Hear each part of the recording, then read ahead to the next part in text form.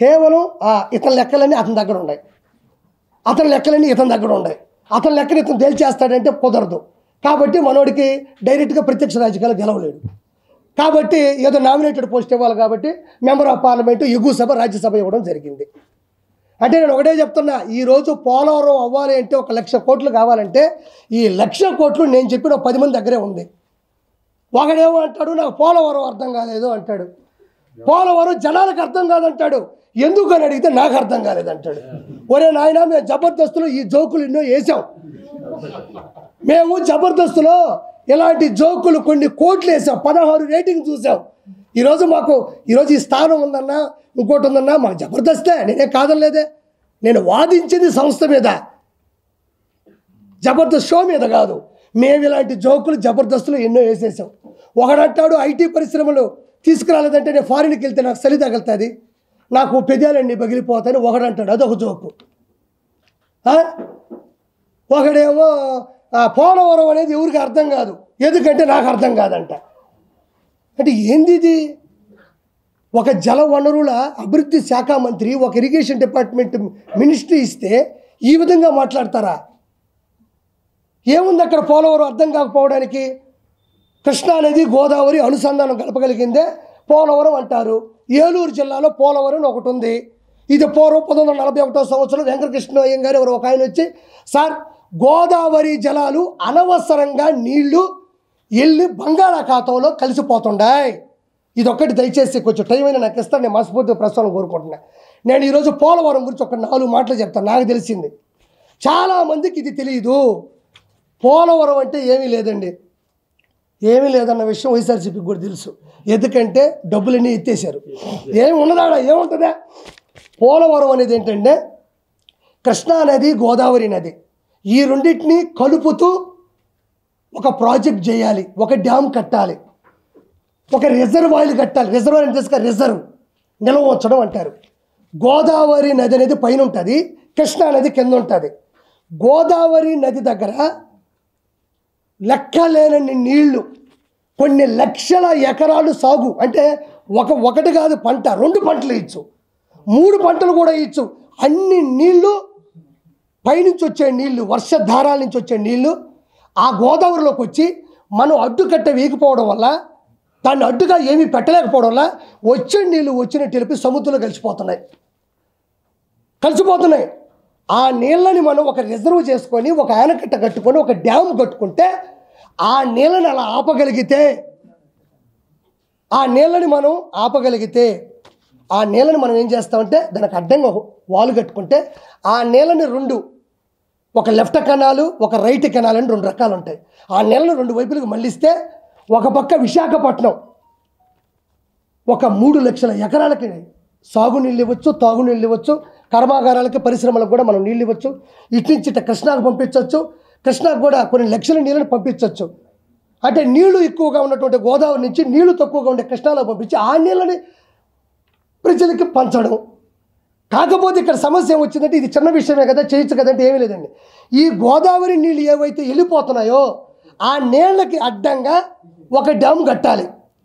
ఆ డ్యామ్ కట్టాలంటే అది చాలా దూరం లోతు, అంటే బంకమట్టి, ఇసుక, అంటే గట్టి ఏదైతే మనం దృఢంగా ఉండే నేల ఉంటుంది కదా, ఆ నేల చాలా లోతులో ఉంది. అక్కడికి వెళ్ళి ఆ భూమి మీద మనం గోడ కట్టాలా, ఆనకట్ట కట్టాలా. ఇప్పుడు దాని మీద కట్టాలంటే అవ్వదు కదా. అప్పుడు ఏం చేయాలంటే అది అవ్వదు కాబట్టి ఇలా వెళ్తున్న నీళ్ళు ఏవైతే ఉన్నాయో వృధాగా, దానికి డయాఫామ్ వాల్ అని ఒకటి కట్టి ఆ నీళ్ళని ఇటు మరల్చి ఇక్కడ ఆనకట్ట కట్టాల. ఇటు వెళ్తున్న నీళ్ళకి అడ్డుగా ఒక గోడ కట్టి ఇట్ట తిప్పి నీళ్ళని ఇక్కడ ఒక ఆనకట్ట కట్టాల. అంటే ఇది పూర్తి చేసి ఆ నీళ్ళకి ఆనకట్ట కట్టి దానికి గేట్లు పెట్టి చేయాలా. 2 పక్కల 2 కెనాలు కట్టాలా.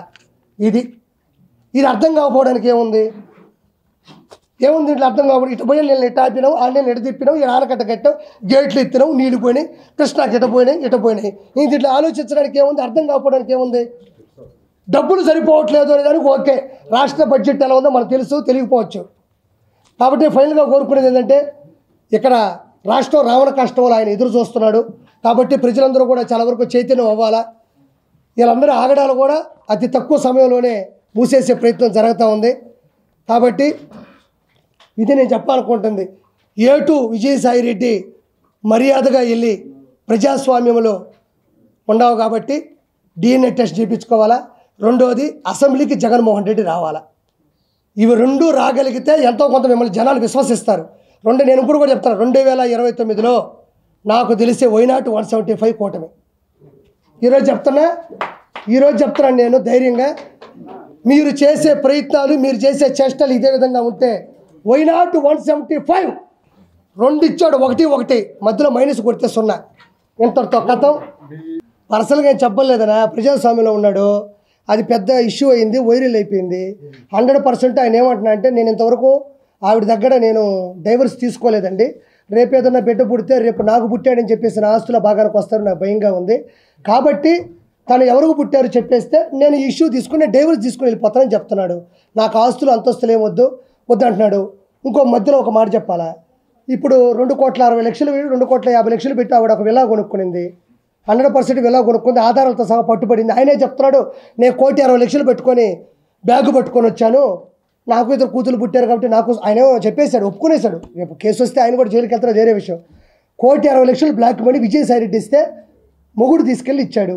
అందులో 60,00,000 సతీమణి సునంద గారు ఇచ్చారంట. ఆయన ఒప్పుకుంటున్నాడు. విజయసాయిరెడ్డి ఇంట్లో 60,00,000 రూపాయలు బ్లాక్ మనీ మదన్ మోహన్ గారికి ఇచ్చారంట. ఇదొక కేసు తేలాలా.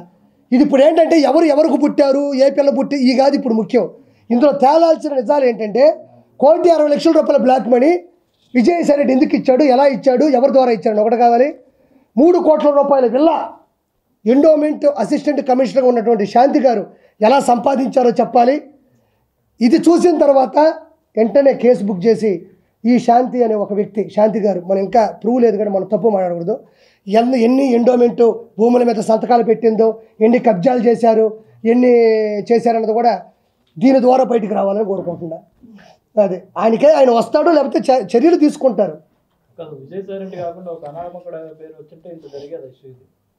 ఒక అనామకుడు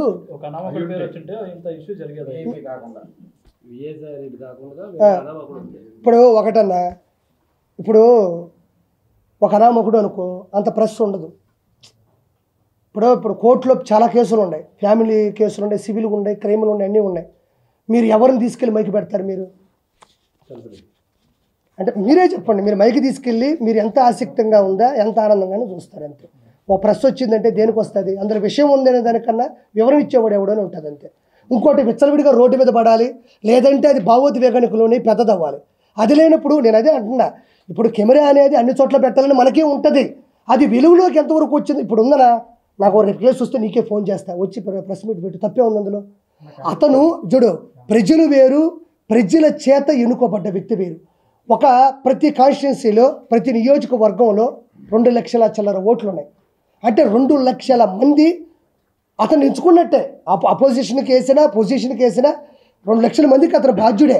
అలాంటి ఒక రాజ్యసభ సభ్యుడు ఢిల్లీలో పార్లమెంట్లో ఎగువ సభలో కూర్చున్న ఒక వ్యక్తి ఎలాంటి అలిగేషన్ వచ్చినప్పుడు ఖచ్చితంగా అది సమాధానం చెప్పి తీరాలి. ఎవరైనా చెప్పాలి.